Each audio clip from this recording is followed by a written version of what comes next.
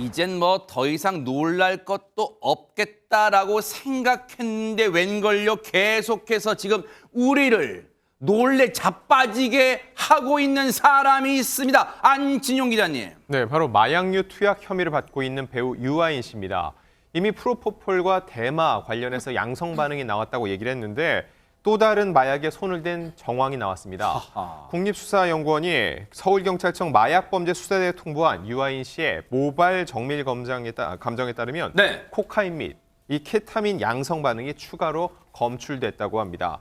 이로써 유아인 씨가 투약한 마약은 프로포폴, 대마에 이어 코카인, 케타민까지 총 4종류로 늘어났습니다. 이거 보세요. 지금 4종류 일단 볼게요.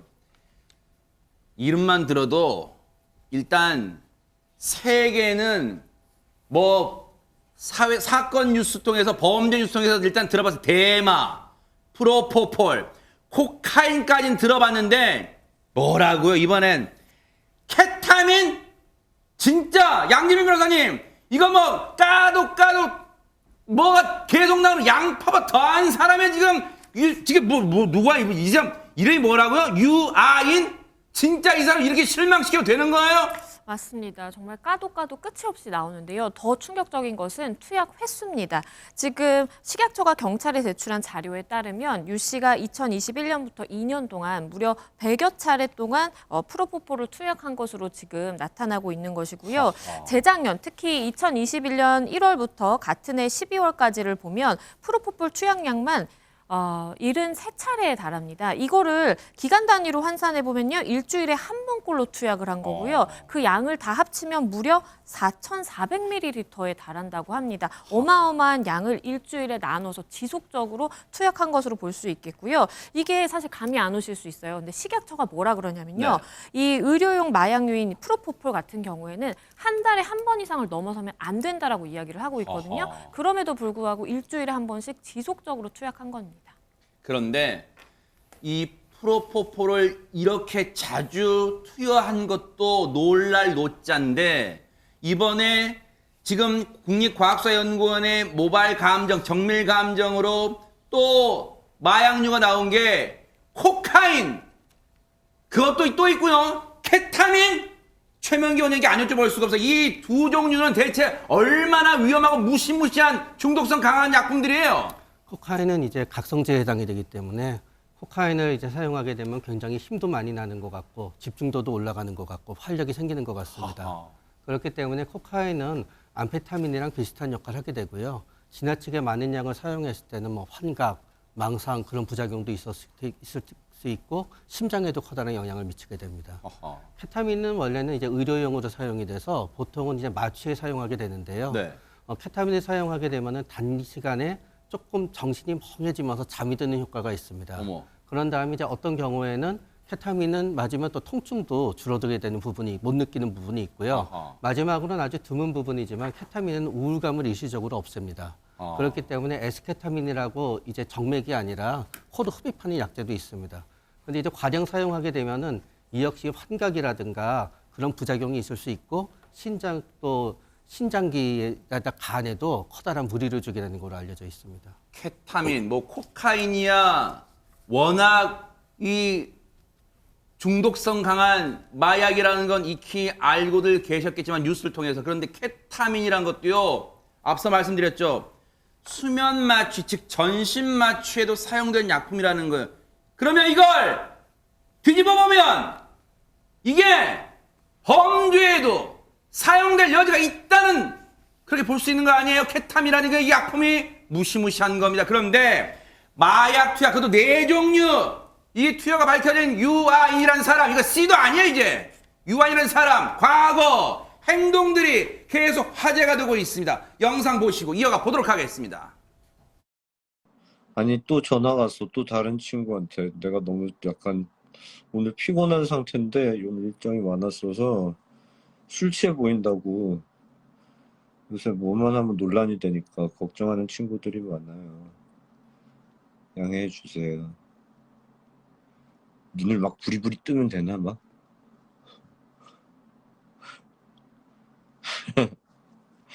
좋은 친구들이죠.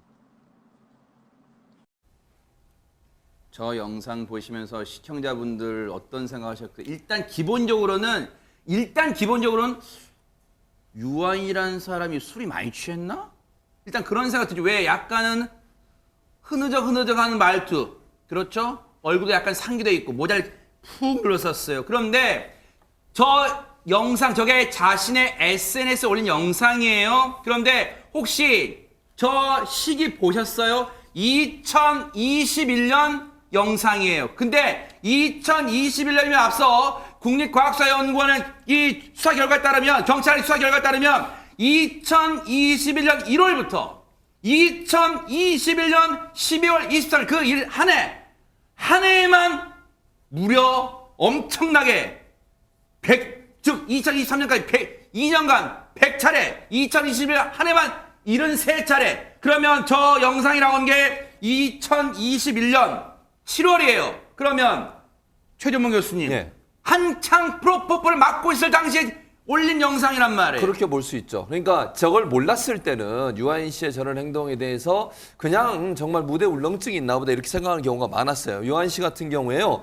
방송 출연이나 시상식에 나와서 몇 번 독특한 언행을 하거나 단어를 선택해서 사용한 경우들이 있었는데 그때만 해도 다들 무대 울렁증이 있구나 이런 생각을 했다는 거죠. 그리고요. 2021년 11월 한 행사장에서는 말투가 느리고 느린 말투를 쓰고 여러 차례 인상을 찡그리는 듯한 태도를 보인 적도 있었어요. 네. 그때만 해도 네. 많은 팬들이 생각할 때는 무대 울렁증이 있어서 그런 거 아니냐. 대중들은 그렇게 생각했고 또 본인도 뭐라고 얘기했냐면 무대 울렁증이 심해서 청심환을 먹고 무대에 선다 이런 얘기까지 했단 말이죠.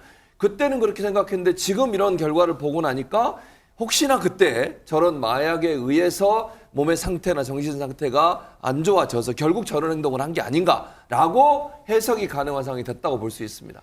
물론 결과론적으로 이른바 시쳇말로 끼워 맞추기식 해석이라고 생각할 수도 있지만 합리적 의심을 할 수밖에 없는 저 모습들인 것 같아요. 이수정 교수님. 네, 뭐 지금 여러 가지 장면들이 있다고 합니다. 동영상으로 지금 온라인에 보시면 여러 장면들이 쭉 나와 있는데요. 네. 뭐 어떤 것들은 시상식장에서 한 이야기를 하는 그 표정이나 몸짓이 굉장히 좀 틱 환자들 비슷하게 근육 경련 같은 걸 일으키는 듯한 모습도 있고 그렇기 때문에 이게 지금 거의 2년 이상에 걸쳐가지고 다양한 약물들을 복용하다 보니까 아마 처음에는 의료용 약물부터 시작했는지 모르지만 점점 이제 심각한 마약류를 사용을 한 것 같거든요. 그렇기 때문에 지금 증상이 복합적으로 점점 심해진 것 같은 그런 느낌입니다. 특히 이제 유의를 해야 될 게 요즘은 지금 그 병원에서만 쓰는 약물만 지금 이렇게 그 향정으로 사용할 수 있는 게 아니고요. 네.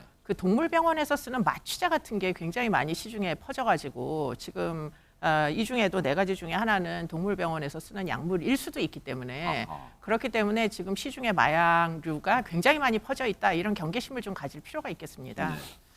일단 수사 방향 먼저 여쭤볼게요. 양재민 변호사님. 일단 이 시청자분들께서 이런 생각하실 거예요. 아니 이렇게 이 독성이 강한 이 중독성 강한 약품을 한 사람이 몸에서 4가지 성분 나왔다는 게 말이 돼요? 그러면 이런 생각하실 거예요. 당장 유아인 안 잡아들고 뭐하냐 궁금하실 것 같아요 지금.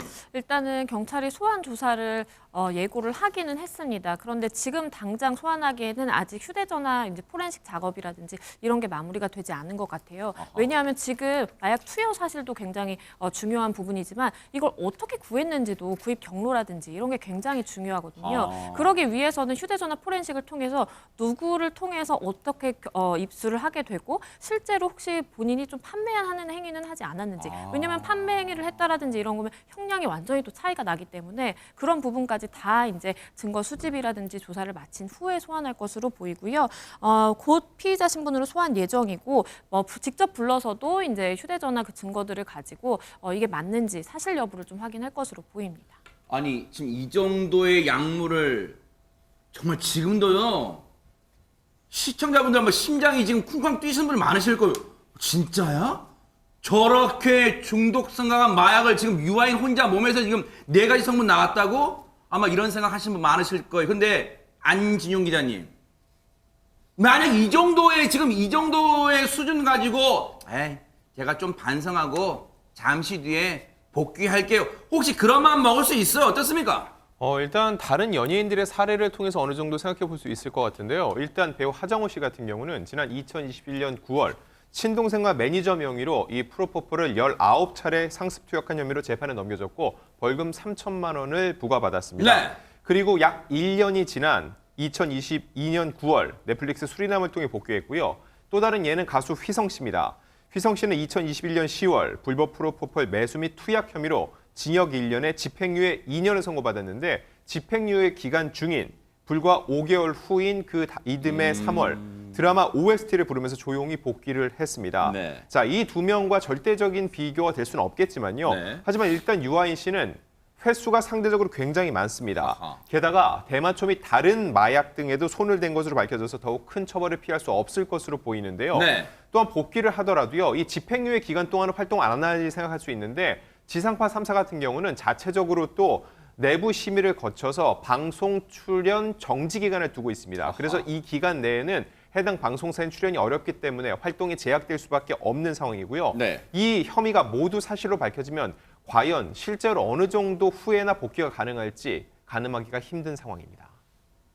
팬이었던 분, 일반 시청자, 팬이 아니었던 저 같은 사람도 지금 충격인데 팬이었던 분들의 충격은 이루 말할 수 없을 것 같아요. 일단은 경찰이 유아인이라는 사람을 피의자 신분으로 소환 조사할 거라니까 일단 수사에 성실하게 임하세요. 그리고 처벌이 내려지면 달게 받고 진짜 반성하는 모습 일단은 지켜보도록 하겠습니다.